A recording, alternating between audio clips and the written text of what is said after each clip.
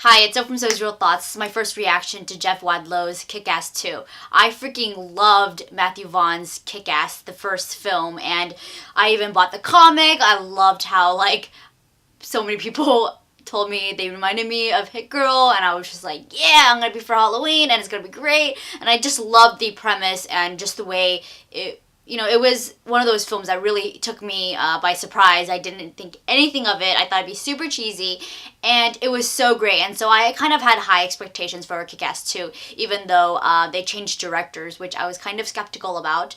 Considering this guy, Jeff Wadlow, all his films on Rotten Tomato have gotten below 30%, and that says a lot. And Kick-Ass 2 got below 30%, and why are they picking this guy? And the film was fun, but it was so cheesy. The first one had a fine balance of the cheesiness, but they did it very well, and they did it with some class. But this sequel, like all sequels, most sequels, it was complete shit.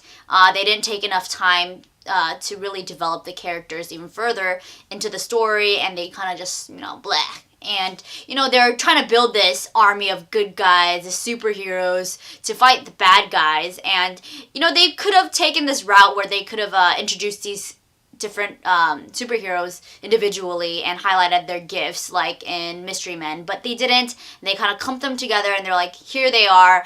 And it was just not exactly what I expected. It wasn't messy, but it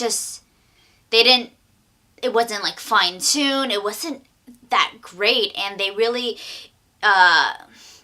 resorted to having these bad one-liners, resorting to having it super cheesy, racist, and all this other random shit happening. And it's so not to Kick-Ass's taste, especially compared to the first one. And it's so weird because it was produced by Matthew Vaughn, the first director's company, and I'm sure he oversaw some things, but man, this guy really doesn't know how to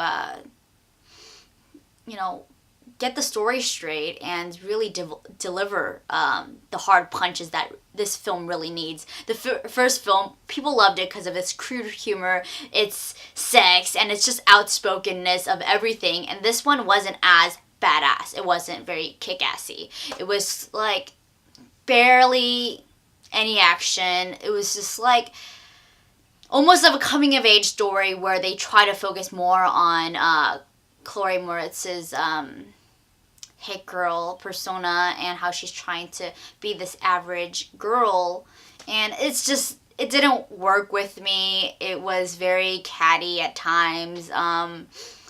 It was kind of disappointing. I mean, granted, it was a very fun time, and I enjoyed all the laughs. I love seeing Jim Carrey in all his patriotic glory, but the film, oh my god, I don't think I would see it again, but I really loved the first one. So, I mean, I think any fan of the first film will be a bit disappointed, but I'm sure it's still, enjoyable. So, anyways, if you want, go watch it. I don't know, whatever.